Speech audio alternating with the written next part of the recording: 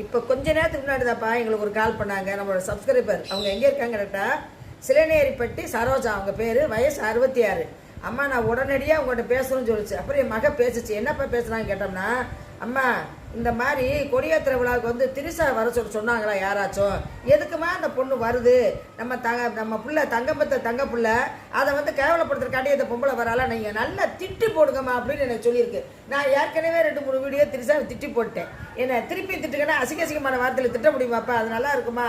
ஆனால் அந்த அம்மாவுக்கு ஆதங்கமாக இருக்குது. அம்மா என் பிள்ளை எல்லாரும் மெட்ராஸில் இருக்காங்க, எனக்கு வயசு 66, எனக்கு அந்த வீடியோலாம் போட தெரியாது. எப்படினாலும் நம்ம தங்க பிள்ளை வந்து கஷ்டப்படக்கூடாதுமா, நம்மளுக்கு எதுவுமே செய்ய வேணாம், அவர் நல்லா இருந்தால் போதும் அப்படின்னு அவங்களோட மனசில் இருந்தால் ஆதங்கத்தை அப்படி தெரிவிச்சிருக்காங்க. அவங்க என்ன சொல்கிறாங்கன்னா, நம்மளுக்கு எதுவும் செய்ய வேணாங்கிறாங்க. இதே மாதிரி தான் தமிழ்நாட்டு மக்கள் எல்லாருமே சொல்கிறோம், நம்மளுக்கு எதுவும் செய்ய வேண்டாம், அவர் கொடுக்கக்கூடிய எந்த இது நம்மளுக்கு வேணாம், அவர் பையன் கொடுக்கட்டும், கடனை போதும் அடைக்கட்டும், அவரும் நல்லா இருக்கட்டும். இந்த 8 கோடி மக்களுமே சொல்கிறாங்கப்பா. இதுலேருந்து என்ன நீங்கள் தெரிஞ்சுக்கிறீங்க? முதல்வர் தம்பி, நீங்கள் எதுவுமே எங்களுக்கு செய்ய வேண்டாம், நாங்கள் அப்படி தான் சொல்கிறோம். ஆனால் நீங்கள் எங்களுக்கு மெனக்கெட்ட மாதிரி செஞ்சுக்கிட்டே தான் இருக்கீங்க, அதில் எங்களுக்கு நம்பிக்கை இருக்குது.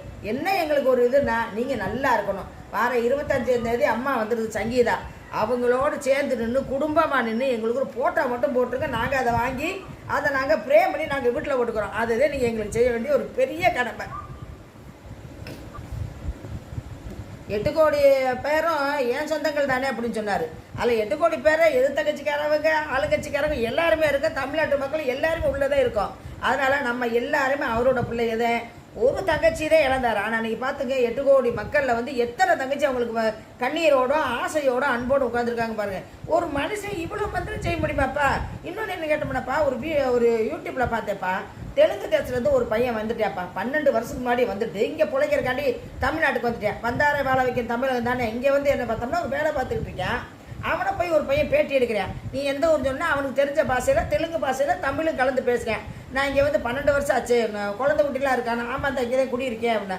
எத்தனை பிள்ளைங்க? 3 பயலுகளுக்கெல்லாம் என்னென்ன பேர் வச்சுருக்கேன் கேட்டால், ஒரு பையனுக்கு வந்து பீஸ்ட்டு, ஒரு பையனுக்கு வந்து என்னம்மா சொன்னாவே தளபதியா, ஒரு பையனுக்கு வந்து பீஸ்ட்டு, இன்னொரு பையனுக்கு வந்து நம்ம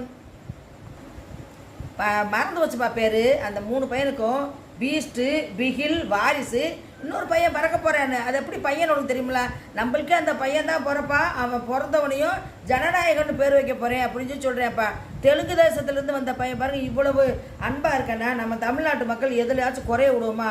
நம்ம தங்க தளபதி நல்லா இருந்தால் போதும். அந்த அம்மா சொன்ன மாதிரி நல்லா இருப்பாங்க, வீடியோ போடுவார், நம்மளும் பார்த்து கண்குளிர் சந்தோஷமாக இருப்போம்.